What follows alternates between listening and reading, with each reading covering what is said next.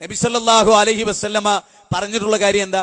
ഏത് വിഷയം എടുത്തോൾ, മൻ അമില അമലൻ ലൈസ അലൈഹി അംറുനാ ഫഹുവ റദ്ദുൻ മൻ അഹദസ ഫീ അംരിനാ ഹാദാ മാ ലൈസ മിൻഹു ഫഹുവ റദ്ദുൻ. ഞാൻ പഠിപ്പിക്കാത്ത ഒന്നിനെ നിങ്ങൾ ദീനായി, മൻ അമില അമലൻ, ഒരു വ്യക്തി ഒരു പ്രവൃത്തിയിൽ നിന്നൊരു പ്രവൃത്തി ചെയ്തു, പക്ഷേ നബി സല്ലല്ലാഹു അലൈഹി വസല്ലമ ചെയ്തില്ല എങ്കിൽ നമുക്കത് പാടില്ല. ഞാൻ ലളിതമായ ഒരു ചരിത്രം പറയാം. നബി സല്ലല്ലാഹു അലൈഹി വസല്ലമയുടെ സുന്നത്തനുസരിച്ച് ജീവിച്ച ഇമാം ഷാഫി റഹ്മത്തുള്ളാഹി അലൈഹി കാബത്തിൽ വന്നു. അദ്ദേഹം അജറുൽ അസ്വദ് മുത്തി. നമുക്കറിയാം സുന്നത്താണ്, നബി സല്ലല്ലാഹു അലൈഹി വസല്ലമ ചെയ്തതാണ്.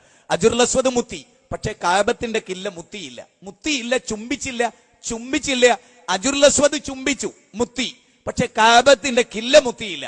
അപ്പൊ കണ്ടുന്ന ചില ആളുകൾ ചോദിച്ചു, ഇമാം അവറുകളെ, അജറുൽ അസ്വദ് നിങ്ങൾ മുത്തി, പക്ഷെ കാബത്തിന്റെ കില്ല നിങ്ങൾ മുത്തിയില്ലല്ലോ, എന്തേ അങ്ങനെയെന്നാണ് ചോദ്യം. ഇമാം ഷാഫി റഹ്മത്തുള്ളാഹി അലൈഹി പറഞ്ഞ മറുപടി, അജറുൽ അസ്വദ് മുത്തി ഞാൻ, ശരിയാണ്. റസൂൽ സല്ലല്ലാഹു അലൈഹി വസല്ലം മുത്തിയ കാരണത്താൽ അത് മുത്തിക്കൊണ്ട് സുന്നത്തെടുത്തു. നബി സല്ലല്ലാഹു അലൈഹി വസല്ലം കഅബത്തിന്റെ കില്ല മുത്തിയില്ല, അത് ഉപേക്ഷിച്ചുകൊണ്ട് ഞാൻ റസൂലിനെ ഇത്തിബാ ചെയ്തു. അതായത് റസൂലുള്ള ഉപേക്ഷിക്കൽ ആണ് സുന്നത്ത്, ആ ഉപേക്ഷിക്കുന്നതിനാണ് കൂലി. ഒന്നുകൂടെ ക്ലിയറായി പറയാം, ലളിതമായി. നബി സല്ലല്ലാഹു അലൈഹി വസല്ലമയുടെ പേരിൽ ജന്മദിനം കൊണ്ടാടുന്നു.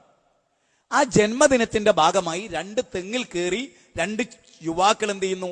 വലിയ പോസ്റ്റർ വലിച്ചു കെട്ടുന്നു, ബാനർ വലിച്ചു കെട്ടുന്നു. തെങ്ങുമല കയറിയതിന്റെ പേരിൽ അവന്റെ ശരീരത്തിൽ നിന്ന് തോലൊക്കെ പോയിട്ടുണ്ട്, അവന്റെ വയറിൽ നിന്ന് തോലൊക്കെ പോയിട്ടുണ്ട്. അത്ര കഷ്ടപ്പെട്ട് തെങ്ങുമ കയറിയിട്ടാണ് നബിദിനത്തിന്റെ പോസ്റ്ററും കെട്ടണേ. അപ്പൊ ആ തെങ്ങിന്റെ ചുവട്ടില് ഒരു മുജാഹിദ് പ്രവർത്തകൻ നിൽക്കുന്നുണ്ട്, ഒരു സെൽഫി. ഓൻ വെറുതെ നിൽക്കുകയാണ്, ഓൻ ഇതിനൊന്നും സഹകരിക്കാണ്ട് നിൽക്കുകയാണ്. എന്നാ ഇത്ര കഷ്ടപ്പെട്ട് തെങ്ങിന്റെ പാതി മണ്ടയിൽ കയറി നിന്നിട്ട് ബാനർ വലിച്ചു കെട്ടി കഷ്ടപ്പെട്ട് റസൂലുള്ളാഹിനോടുള്ള സ്നേഹം എന്നുള്ള പേരിൽ തെങ്ങുമെന്ന് ഇറങ്ങിപ്പോരുന്ന ആളുണ്ടല്ലോ, തെങ്ങുമെന്ന് ഇറങ്ങിപ്പോരുന്നവൻ നിങ്ങൾ സുബൈർ എന്ന് വിളിച്ചോളി, തെങ്ങിന്റെ ചോട്ടിൽ നിൽക്കുന്നവൻ അബ്ദുൽ നാസർ എന്നും വിചാരിച്ചോളി. അവിടെ തെങ്ങിന്റെ ചോട്ടിൽ ഒരു പണിയെടുക്കാണ്ട് നിൽക്കുന്ന അബ്ദുൽ നാസറിനാണ് പടച്ചോന്റെ അടുത്ത് കൂലി. പള്ളം വന്ന് തോല് പോയി തെങ്ങുമേൽ ബാനർ കെട്ടിയവന് കൂലിയില്ല, ശിക്ഷ ഉണ്ട്.